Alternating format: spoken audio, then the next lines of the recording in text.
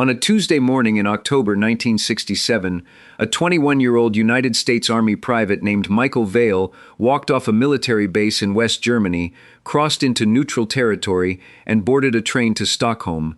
He had $40 in his pocket, no Swedish, and no plan beyond the knowledge that Sweden had announced it would accept American military deserters as refugees. He had been assigned to Vietnam. He had decided he was not going.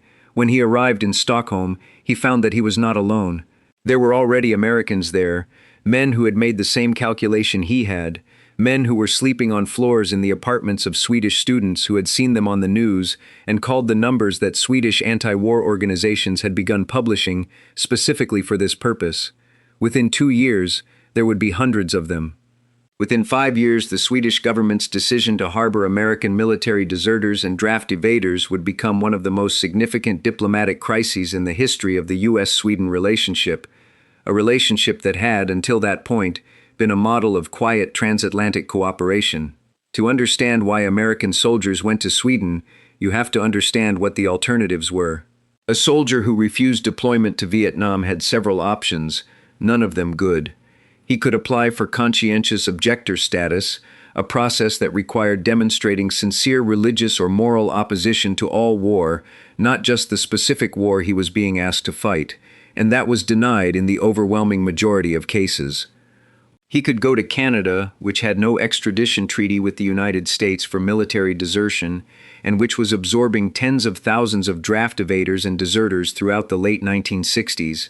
He could stay in the United States and go underground, living without identity documents in the networks of anti-war activists who sheltered resistors.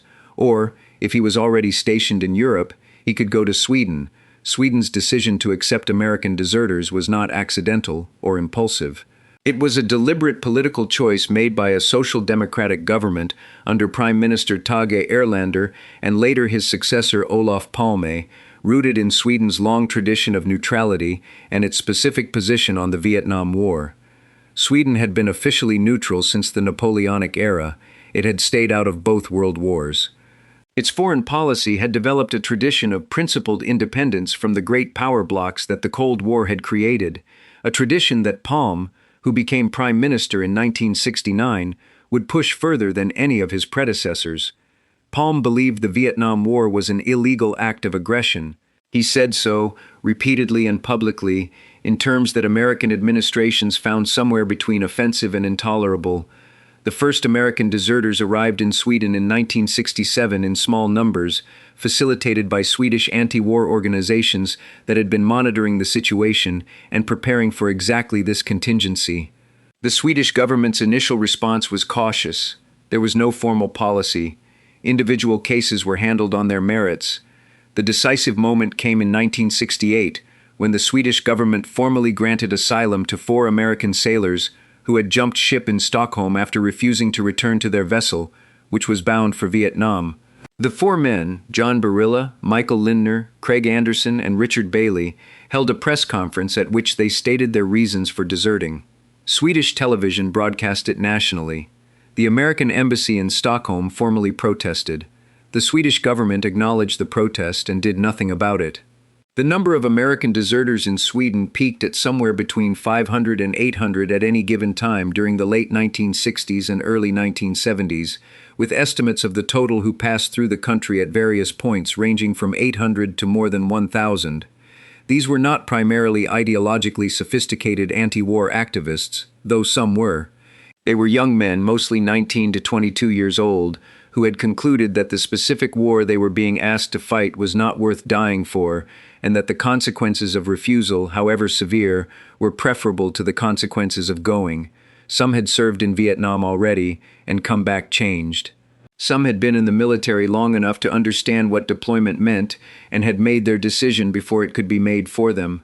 Some were black soldiers whose radicalization had been produced by the specific combination of fighting for a country that had not extended its full citizenship to them and watching disproportionate numbers of black men die in the process. The American Deserters Committee, established in Stockholm in 1967, became the organizational center of the community. It published a newsletter called Second Front Review, organized housing and employment assistance, provided Swedish language classes, and maintained contact with the anti-war movement in the United States. The committee's members ranged from men who wanted to live quietly and put the war behind them to committed activists who saw their desertion as a political act that required continued engagement. Both groups were present in significant numbers. The tension between the men who wanted to disappear into Swedish civilian life and the men who wanted to use their presence in Sweden as a platform, was one of the defining dynamics of the community throughout its existence. The Swedish government's practical support for the deserters extended beyond asylum. The deserters were entitled to work permits, access to the Swedish public health and social welfare systems, and the right to apply for Swedish citizenship after several years of residence. This was not symbolic. It was the full apparatus of a Scandinavian welfare state, available to men who had walked away from the U.S. military. The American government's response was at the official level controlled and at the unofficial level furious. The Johnson and Nixon administrations made clear through diplomatic channels that Sweden's harboring of deserters was damaging the bilateral relationship. Sweden acknowledged this and continued doing it. Olof Palme's decision to march in a 1968 torchlit demonstration in Stockholm alongside the North Vietnamese ambassador in explicit solidarity with Vietnam against American policy produced a rupture that the American ambassador to Sweden described in cables to Washington as the worst crisis in U.S.-Swedish relations in the post-war period. Nixon recalled the American ambassador. Sweden recalled its ambassador from Washington. For 18 months, the two countries were represented by chargés d'affaires rather than full ambassadors.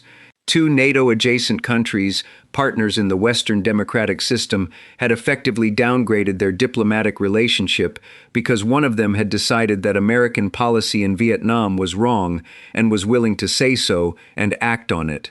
The individual lives of the deserters in Sweden followed trajectories that no one had fully anticipated.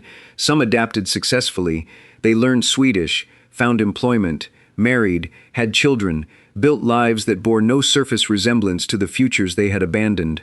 A man who had grown up in rural Georgia and joined the army at 18 might find himself, 5 years later, working in a Stockholm factory, speaking Swedish with his colleagues, watching Swedish television with his Swedish wife, his American identity becoming something he carried internally rather than expressed externally. Some found the adaptation impossible, the isolation from family, from the American cultural context that had formed them, from the language and landscape and food and everything that had been familiar, produced a specific kind of grief that no one had prepared them for. Some drank heavily. Some drifted between the small community of deserters and the larger Swedish society without finding stable footing in either. The amnesty question dominated the lives of every American deserter in Sweden from the moment Nixon announced that no amnesty would be granted in 1969.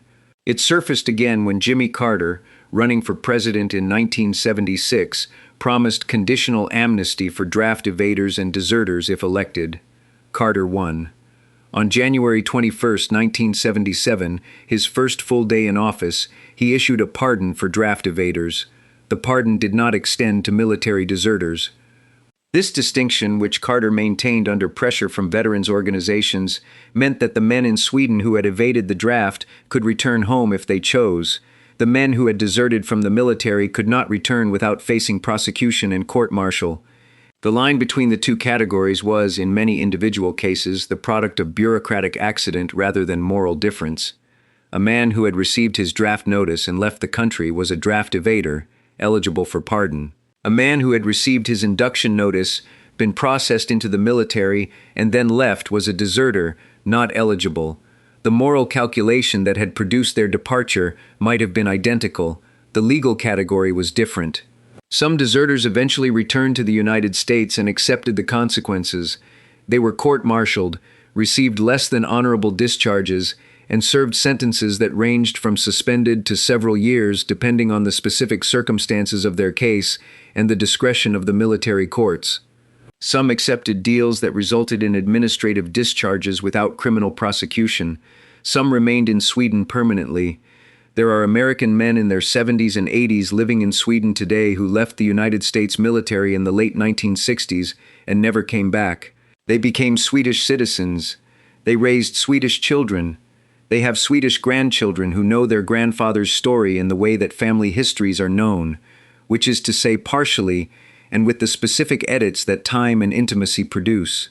The Swedish government's position throughout the entire period was legally consistent and politically deliberate. Sweden had the sovereign right to grant asylum. It exercised that right. It acknowledged the diplomatic cost and paid it.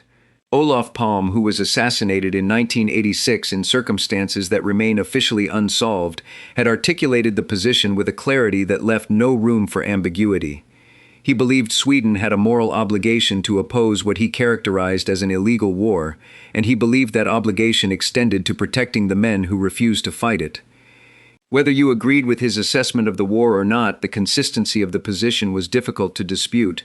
Sweden said what it believed, acted on it, and accepted the consequences. This was unusual enough in the practice of international relations to deserve notation.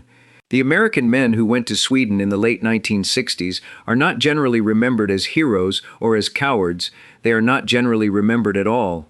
The dominant narrative of American military service in Vietnam has always been organized around the men who went and what happened to them there. The men who refused to go occupy an uncomfortable space in that narrative, a space that the culture has managed primarily by looking elsewhere. The veterans' memorials name the dead. They do not address the question of the men who were alive and chose a different form of the impossible. That question, which the Swedish government answered one way and the American government answered another, has never been fully resolved in the American political imagination. It remains open, in the way that the deepest questions about a war tend to remain open long after the last shots are fired and the last soldier comes home.